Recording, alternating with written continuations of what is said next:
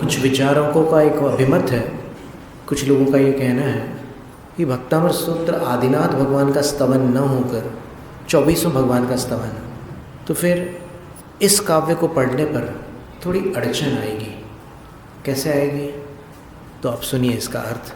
उन्निद्र हेम नव पंकज पुंज कांति पर्युल्लसन नख मयूख शिखाभिरामो तव पादव। तव पादव यानी आपके पैर, आपके चरण। कैसे हैं आपके चरण? तो बोले उन्निद्र हेम नव पंकज पुंज कांति। उन्निद्र यानी खिले हुए।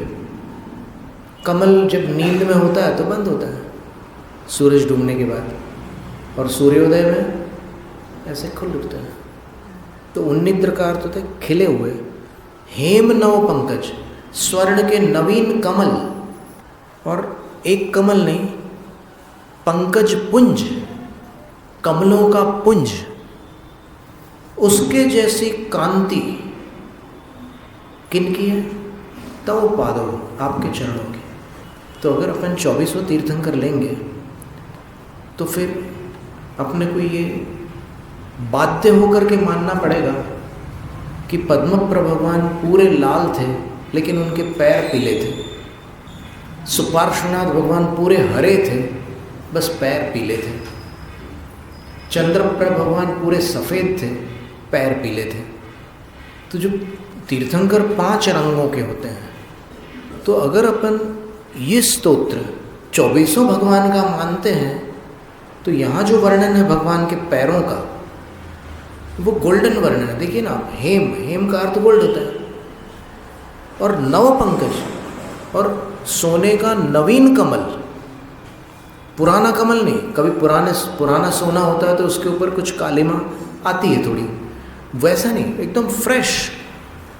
तो स्वर्ण कमलों के पुंज की कांति जैसे भगवान के चरण, और कैसे भगवान के चरण? पर्युल्लसन। पर्युल्लसन का अर्थ होता है चारों ओर उल्लसित होने वाली। नख मयूख, नखों की किरणों से। मयूख शब्द का अर्थ किरण है ना, पहले अपन पढ़ चुके हैं। और उन किरणों में क्या होता है कि किरण जहाँ से निकलती है वहाँ थोड़ी मोटी होती है, जहाँ समाप्त होती है वहाँ नुकीली होती है। तो किरण जहाँ समाप्त होती है उसको किरण शिखा कहते हैं। तो उन किरण शिखाओं से अभिरामो, अभिराम, अभिराम का अर्थ सुंदर होता है। तो हे जिनेंद्र, तव पादव, आपके ऐसे सुनहरे चरण, यत्र पदानि धत्तः, जहाँ पर पग धरते हैं। लेकिन यहाँ पर आचार्य भांतुम स्वामी कह रहे हैं कि हे जिनेंद्र, तव पादव, आपके पैर, यत्र पदानि धत्तः, जहाँ पर कदम रखते हैं, डग भरते हैं। और यही बात पूज्यपाद आचार्य महाराज ने मानतुंग आचार्य से पूर्व में कही है। पादन्यासे पद्मम सप्तपुर पृष्ठतश्च सप्त भवन्ति, कि भगवान जहाँ पर पैर रखते हैं, पादन्यासे, न्यास का अर्थ होता है रखना। तो भगवान जहाँ पर पैर रखते हैं वहाँ पर सामने 7 और पीछे की तरफ भी 7, फिर सब दिशाओं में, बीच में भगवान ने अपना पैर रखा है, और सामने 7 कमल है, पीछे 7 कमल है। और ऐसे आप रेखाएं बनाते चले जाएं, पंक्तियां बनाते चले जाएं कमल की।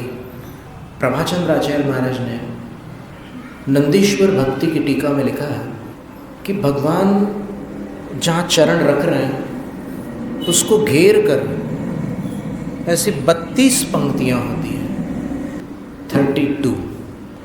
32 पंक्तियों में 7-7 कमल होते हैं।